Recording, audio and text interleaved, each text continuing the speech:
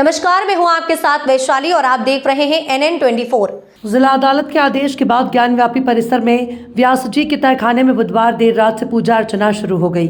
Court ने 30 साल बाद हिंदू पक्ष को पूजा पाठ की इजाजत दी थी। पूजा पाठ के मद्देनजर परिसर की सुरक्षा बढ़ा दी गई है।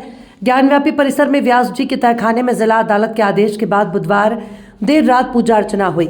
बृहस्पतिवार तड़के मंगला आरती भी हुई। तहखाने में 30 साल बाद दीप जले। कोर्ट का आदेश आने के बाद रात में ही तहखाने से बैरिकेडिंग हटा दी गई थी। तड़के से ही पूजा के लिए लोग जुटने भी लगे। कड़े प्रशासनिक सुरक्षा घेरे में पूजा की शुरुआत हुई। आपको बता दें कि व्यास जी के तहखाने में अभी आम श्रद्धालुओं का प्रवेश निषेध है। सिर्फ पुजारी को पूजा पाठ के समय आने जाने दिया जाएगा। जिला न्यायाधीश डॉक्टर अजय कृष्ण विश्वेश की अदालत ने बुधवार को ही व्यास परिवार और काशी विश्वनाथ ट्रस्ट बोर्ड के पुजारी से तहखाने में स्थित मूर्तियों की पूजा और राग भोग कराने का आदेश दिया। ज्ञानव्यापी परिसर में व्यास जी के तहखाने में जिला अदालत के आदेश पर नेताओं ने प्रतिक्रिया भी दी है। यूपी के डिप्टी सीएम केशव प्रसाद मौर्य ने कहा कि शिव भक्तों को न्याय मिला।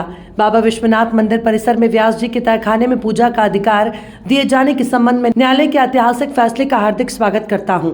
1993 से था भक्तों को इंतजार। हर हर महादेव। AIMIM प्रमुख असदुद्दीन ओवैसी ने कहा कि ये गलत फैसला है। फैसला देने वाले जज का रिटायरमेंट का दिन था। 17 जनवरी को उन्होंने डिस्ट्रिक्ट मजिस्ट्रेट को रिसीवर अपॉइंट किया था। अब आपने तहखाने में पूजा का अधिकार देकर पूरे केस को ही डिसाइड कर दिया। 1993 से वहाँ कुछ नहीं हो रहा था, लेकिन आपने अब पूजा का अधिकार दे दिया है। ये खुले तौर पर वर्शिप एक्ट का उल्लंघन है। ये गलत फैसला है। 6 दिसंबर फिर दोहराया जा सकता है।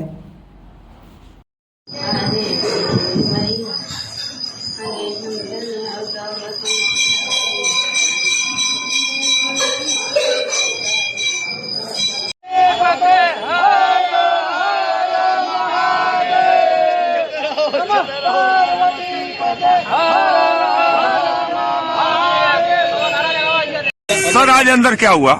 अभी माननीय न्यायालय का जो ऑर्डर है उसकी कंप्लेंट किया गया। क्या हुआ है? कोर्ट ऑर्डर की कंप्लेंट किया गया।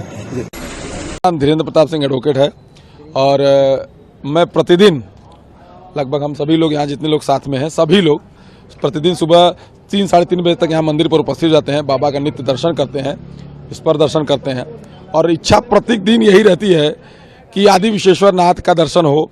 उनके नीचे जो अभी कल का आदेश श्रीमान जिला जज ने किया उससे हमें बहुत ही ज़्यादा प्रसन्नता मिली। हम बहुत ज़्यादा भावुक भी हैं उस चीज़ से और उसकी कोई सीमा नहीं उस प्रसन्नता की कि हमारे देव हमारे आराध्य उनके दर्शन पूजन का हमें अधिकार मिल रहा है हम सभी को। और हम चाहेंगे कि जल्द से जल्द सभी के लिए आम जन के लिए भी वो दर्शन पूजा के लिए खुल जाए और हम सभी उस का आनंद लें और उस आध्यात्मिक क्षण को जो है महसूस करें, प्रसन्न रहें। और मैं तो यही चाहूंगा कि जल्द से जल्द वो चीज खुल जाए। जल्द से जल्द। पार्वती पते हर हर महादेव।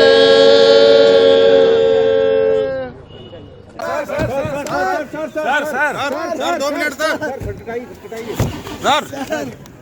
सर क्या रहा? सर पूजा हो गई क्या? हो गया पूजा? सर क्या रहा?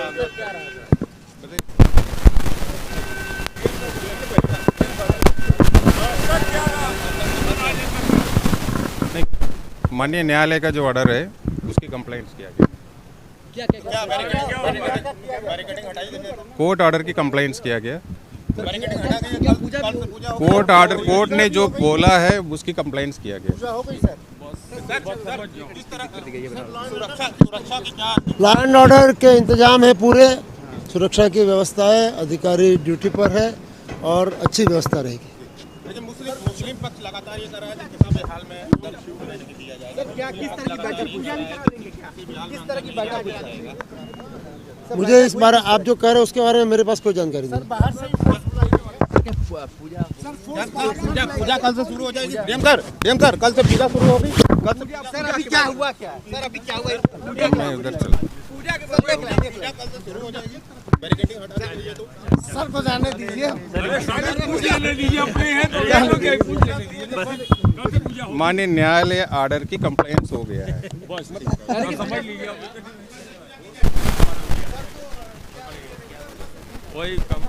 रेगुलर ही होगा सर। मैंने बोला माननीय न्यायालय के ऑर्डर की कंप्लेंट्स हो गया है कि आपको जानना चाहिए कि आज जज साहब का आखिरी दिन था, रिटायरमेंट था। दूसरी बात ये थी कि उन्होंने 17 जनवरी को डिस्ट्रिक्ट मजिस्ट्रेट को रिसीवर अपॉइंट किया। तीसरी बात यह है कि आज जिन्होंने जो फैसला लिया है वो तो पूरे केस को डिसाइड कर दिया उन्होंने। अरे आपने एक तो कितने 93 के बाद से अब तक वो खुद कह रहे हैं कि वहाँ पर कुछ नहीं हो रहा था। अब मस्जिद के तहखाने को आप दे रहे हैं तो फिर आपने तो पूरा केस डिसाइड कर दिया। भाई कितने साल हो गए, 93 से आप 30 साल हो गए। हाँ, उसमें मूर्तियाँ कहाँ हैं कि कैसे मालूम उनको? तो ये प्लेसेस ऑफ वर्शिप एक्ट का वायलेशन है। भाई 30 साल के बाद आप ये काम की इजाज़त दे रहे हैं तो उनका तो एक काम था कि आप उनको 30 दिन का टाइम देते अपील के लिए। आप कहते हैं कि 7 दिन में पूरा निकाल दो, ग्रिल्स निकाल दो और आप इजाज़त दे दिए। तो ये सरासर गलत फैसला है।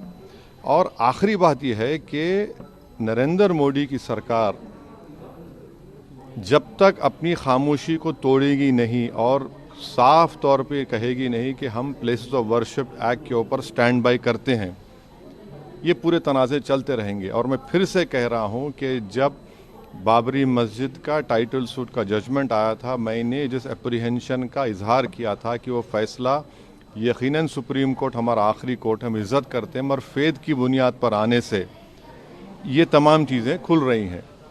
और उस सुप्रीम कोर्ट के फैसले में प्लेसेस ऑफ वर्शिप एक्ट को बेसिक स्ट्रक्चर का हिस्सा करार दिया गया था। तो फिर ये लोअर कोर्ट सुन क्यों नहीं रहे हैं और केंद्र सरकार क्यों नहीं बोल रही है? अब देखना यह है कि अब इंतज़ामिया कमेटी शायद इलाहाबाद हाई कोर्ट में अब इस जजमेंट गलत फैसले खैर अपील करेगी।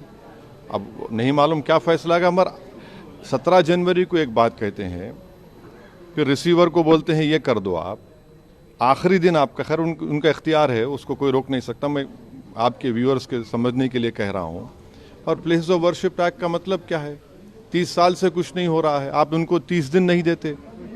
ये चीज़ें हैं सर। लेकिन में जो ईडी कार्रवाई हो रही है उस पर क्या? नहीं अब अभी उस सर, मेरा सवाल इससे जुड़ा हुआ है। हिंदू पक्ष के जो लॉयर है विष्णु शंकर जैन, उन्होंने ये कहा है कि हमारी बड़ी जीत है।